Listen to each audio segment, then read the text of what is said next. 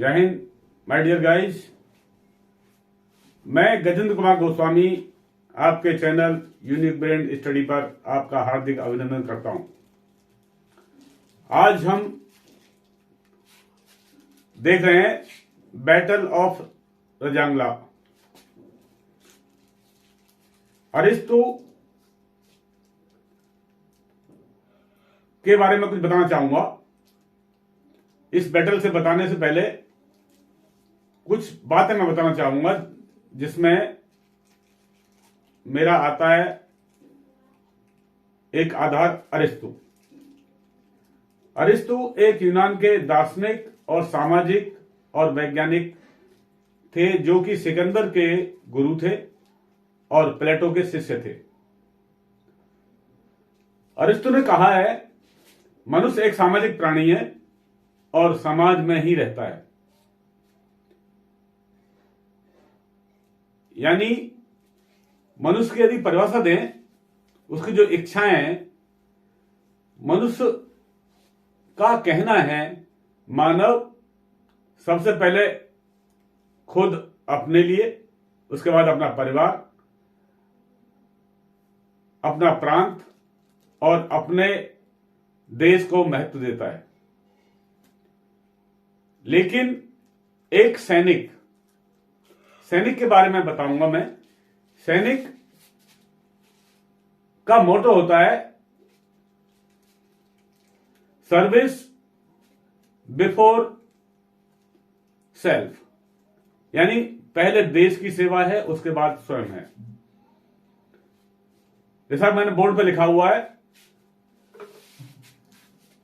he who is unable to live in society or who has no need because he is sufficient for himself must be either a beast or god। यानी एक ऐसा व्यक्ति जो कि समाज में नहीं रहता है, समाज में रहने के से उसका समाज से कोई तात्पर्य नहीं है, समाज का से उसे कोई मतलब नहीं है, क्योंकि वो अपने आप खुद सफिशिएंट है, उसकी कोई इच्छाएं नहीं है। तो या तो वो जानवर हो सकता है या हो सकता है गॉड।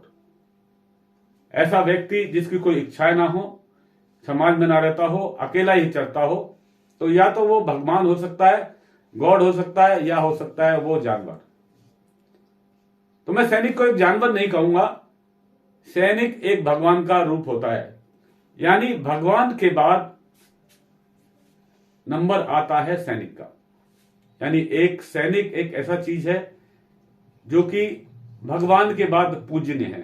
किसी भी देश का सैनिक हो, चाहे वो किसी भी देश का सैनिक हो, उसका सम्मान करना चाहिए। तो आज मैं सम्मान को नजर रखते हुए लेके चलता हूं battle of Rezang La. Battle of Rezang La ये बैटल चुशुल वैली में आता है। ये 1962 की बात है, 1962 की बात है जब ये लड़ाई शुरू हुई थी। तो आज के मेरे नायक हैं मेजर शैतान सिंह भाटी, परमवीर चक्र। शैतान सिंह भाटी का जन्म 1 दिसंबर 1924 को हुआ था। उनके पिता का नाम था कर्नल हेम सिंह। कर्नल हेम सिंह ब्रिटिश राज में सेना में थे, एक अधिकारी थे, और उन्होंने फ्रांस की लड़ाई लड़ी थी। और फ्रांस की लड़ाई में उनको ऑर्डर ऑफ ब्रिटिश एम्पायर का एक खिताब दिया गया था। उनका एक पुत्र हुआ शैतान सिंह। जैसा बताया मैंने, उनका जन्म 1 दिसंबर 1924 को हुआ था जोधपुर के अंदर।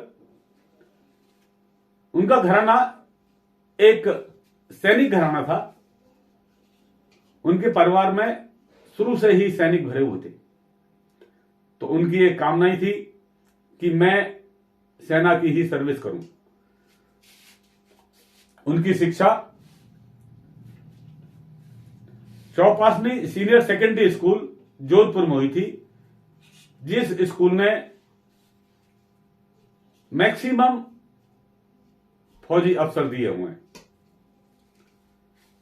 शैतान सिंह ने कमीशन लिया 1949 में, और कमीशन लेने के बाद उनका पोस्टिंग हुआ 13 कमाऊं रेजिमेंट में।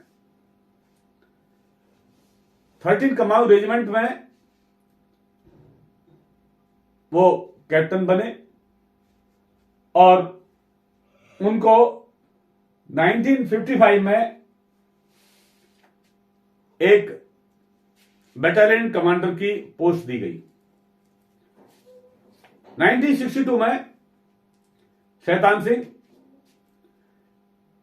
मेजर प्रमोट हुए और उन्हें एक कंपनी दे दी गई जो थी चार्ली कंपनी, यानी 13 कमाऊं की चार्ली कंपनी के वो कंपनी कमांडर बने।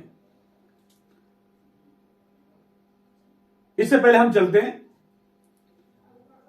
ये था यानी 1962 में ये मेजर बने थे। उससे पहले चीन ने क्या किया था, चीन ने तिब्बत पर हमला कर दिया था 1950 में। चीन एक विस्तारवादी राज्य है जिन्होंने तिब्बत पर हमला किया 1950 में, और उस हमले को लेकर दलाई लामा भारत में 1957 में आया और शरण ली। इस तरह के हमले चीन लगातार करता रहता है। हमारा देश 1947 में आजाद हुआ था और चीन भी हमारे साथ ही आजाद हुआ था। थोड़ा बहुत आगे पीछे की बात है, लेकिन हम इस चक्कर में रहे आए। हमारे जो वहां उस समय के प्रधानमंत्री थे, उनका कहना था चीनी हिंदू भाई भाई। लेकिन चीन एक ऐसा देश है जो कि पीठ में छुरा घोंपता है। हमारी तैयारी नहीं थी। हम एक शांति प्रिय देश से रहने वाले हैं, हम कभी हमला नहीं करते हैं। चीन ने 1962 में 10 अक्टूबर 1962 में यानी 10 अक्टूबर 1962 में भारत पर हमला कर दिया। तो आज मैं लेके चल रहा हूं कौन सी बैटल, जिसको हम बोलते हैं बैटल ऑफ रेजांगला। तो मैं अभी सिर्फ इसी की बात करूंगा। हमला होने के बाद यानी चार्ली कंपनी को आदेश दिया गया, जिसकी कमांड कर रहे थे मेजर शैतान सिंह, उनको आदेश दिया गया कि आप रेजांगला की पोस्ट को संभालें। चार्ली कंपनी रेजांगला पोस्ट पर पहुंची। उन्होंने देखा कि वहां पर उनके साथ सिर्फ 123 जवान थे और चीन की सेना टिड्डी की तरह थी, यानी 2000 सैनिक चीनी आक्रमण करने आ रहे थे। इनके पास 3 प्लाटून थे, 6, 7 एंड 8। जैसा कि लड़ाई 10 अक्टूबर को शुरू हो चुकी थी, ये लड़ाई ने जब देखा चीनियों ने कि हिंदुस्तान के पास में इतने हथियार नहीं है और इतनी सेना भी नहीं है, यानी सेना इनकी बहुत कम है, तो उन्होंने क्या टैक्टिक्स खेला, जो भैंस हैं और यौक है उनके गले में लालटेन बांध दी और उनको रात में आग कर दिया। मालूम पड़े कि हां चीन की सेना आ रही है। शैतान सिंह की कंपनी ने फायर खोल दिया और देखा वहां एक भी चीन का आदमी नहीं मरा था। चीन का एक भी सैनिक भी हताहत नहीं हुआ, एक भी चीन का एक भी सैनिक नहीं मरा। और मरे कौन? याक और भैंस वगैरह मरे। उसके बाद चीन ने हमला बोला। हमला बोलने पर जैसा ही मालूम पड़ा कंसर्निंग ब्रिगेड को, तो ब्रिगेड कमांडर ने बोला कि तुम्हारी स्ट्रेंथ बहुत कम है, बहुत कम संख्या में हो, तुम वापस विड्रा कर लो, वापस आ जाओ।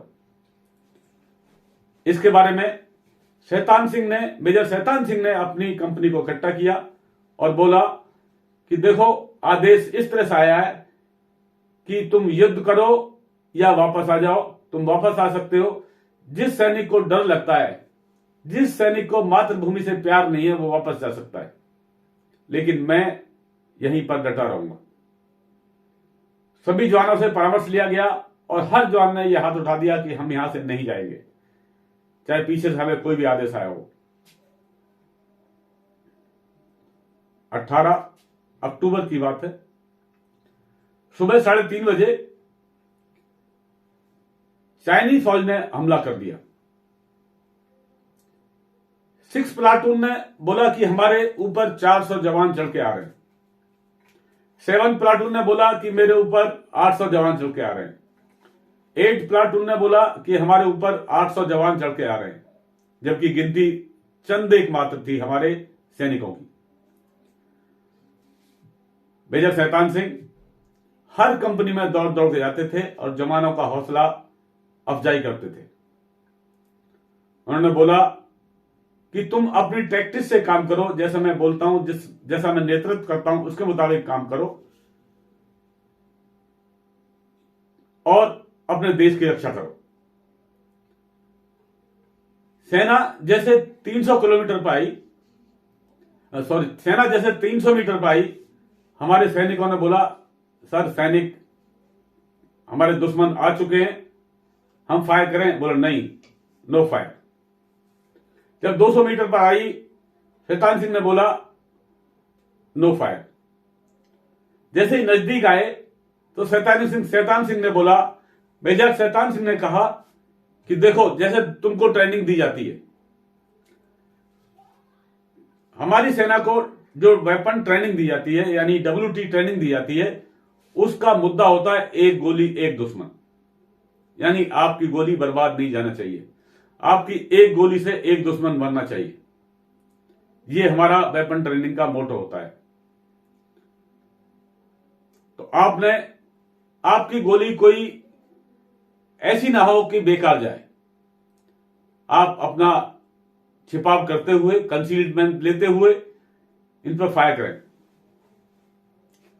और ये भागदौड़ उनकी लगातार होती रही, यानी एक प्लाटून से दूसरा प्लाटून, दूसरे प्लाटून से तीसरा प्लाटून जाते रहे।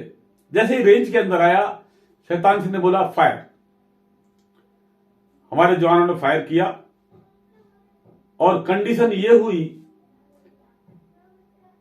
कि उस दिसंबर के महीने में जो पहाड़ी 1700 फीट की हाइट पे थी, इतनी बर्फ जमी हुई थी कि हमारे जवानों के पास ना तो इस तरह का क्लोथिंग था, स्नो क्लोथिंग था, जो कि उस युद्ध में लड़ाई कर सके, ना उनके पास में ऐसे जूते थे जो उस युद्ध के लिए एप्लीकेबल हों, और ना ही हमारे पास में सफिशिएंट एम्यूनिशन था। तो इसलिए उन्होंने बोला कि आपकी गोली जाया ना जाए, आप फायर ऐसा करें कि आपकी एक गोली से एक दुश्मन खत्म हो। हमारे जवानों की हौसला बस्ती, उत्साह, साहस, अदम्य साहस एक ऐसा था कि हमारे 122 जवान ने चाइना के 13 जवानों को खत्म कर दिया। रेजांगला की बर्फ में लाशें फैली हुई थी।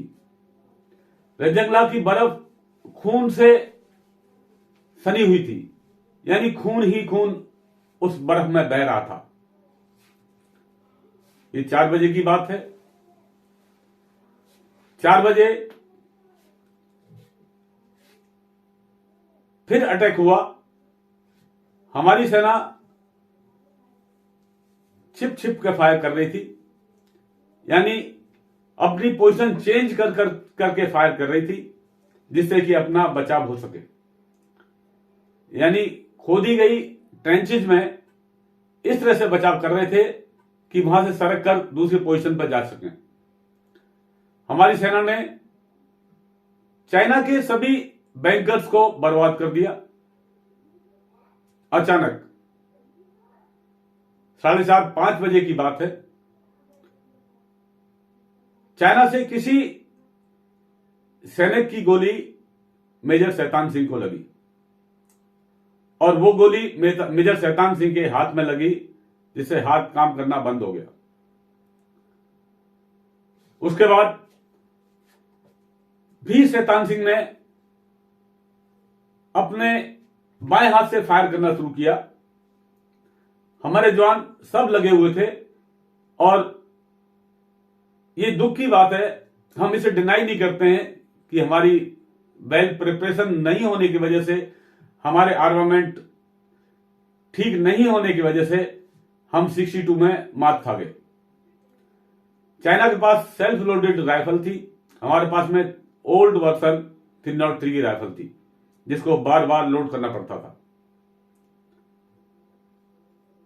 जब हमारे सेना के पास एमिनेशन खत्म हो गया, जब एमिनेशन खत्म हुआ तो हमारे सेना ने अनआर्मर्ड कम्बैट लड़ना शुरू कर दिया, यानी बिना हथियार की लड़ाई।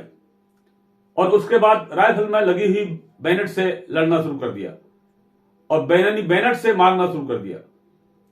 बैनट की ड्रिल करने के लिए इतना साहस होना चाहिए, इतना उत्साह होना चाहिए, इतना जोश होना चाहिए, ये मैं देखा है बेलगांव के इन्फेंट्री स्कूल में। मुझे वहां इन्फेंट्री स्कूल में एक ट्रेनिंग के लिए भेजा गया था इन्फेंट्री के साथ। मैं बताना चाहता हूं, बैनट जब चलाते हैं तो इतने जोर से चिल्लाते हैं कि देखने वाले का पैंट गीला हो जाए, और वही हुआ। हमारे सैनिकों ने चाइना के सैनिकों की राइफलें छीनी और उनको फायर करना शुरू कर दिया, यानी उनको मारना शुरू कर दिया। जैसा बताया मैंने, हमारे 122 सैनिकों ने चाइना के 1300 सैनिकों को खत्म कर दिया। इस लड़ाई में हमारे 5 सैनिक कैद हुए और 9 सैनिक घायल हो गए। एक ब्रस्ट लगा मेजर शैतान सिंह को पेट में और वो करा उठे। उन्होंने बोला, उनके साथ में एक सूबेदार रामचंद्र यादव थे, बोला कि यादव साहब मेरा बेल्ट खोल दो। उन्होंने बोला मैं बेल्ट नहीं खोलूंगा, यदि बेल्ट खोलूंगा तो आपकी आंतड़ियां बाहर निकल जाएंगी। उन्होंने डायरेक्ट रिफ्यूज कर दिया। वहां से शैतान सिंह उनको नीचे लेके आए।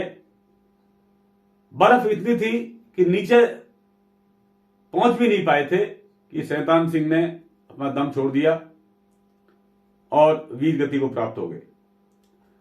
उनके ऊपर बर्फ ढक दी गई। हमारे 2 सैनिक उनके ऊपर लेट गए और वो जब तक लेटे रहे जब तक कि वो वीर गति को प्राप्त नहीं हुए। ये 18 नवंबर 1962 की बात है।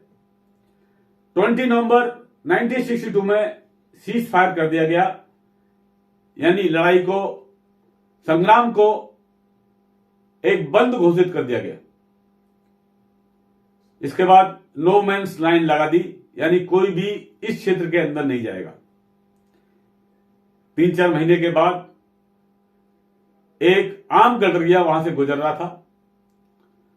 उसने देखा यहां पर हमारे भारतीय सैनिक पड़े हुए हैं और उनकी डेड बॉडी बर्फ में पड़ी हुई है। इस युद्ध में मैं बताना भूल गया, माफी चाहता हूं। मेजर शैतान सिंह ने जब उनके हाथ में गोली लग चुकी थी तो उन्होंने एक LMG मंगाया और LMG में अपने पैर में एक रस्सी बांध ली और LMG से फायर करते रहे। जब बर्फ में देखा गया, उसने सूचना दी, यहां सूचना मिली हेडक्वार्टर में, और देखने गए कि वहां पर क्या कंडीशन है। तो हमारे सैनिकों की लाश बिछी हुई थी। 114 सैनिक हमारे वहां पर मृतक मिले, यानी शहीद हो गए थे 114 सैनिक, जिसमें मेजर शैतान सिंह भी थे। और जब गिनती किया, देखा चाइना के 1300 जवान वहां पर खत्म हो गए थे। उनको लाने के बाद जोधपुर में इनकी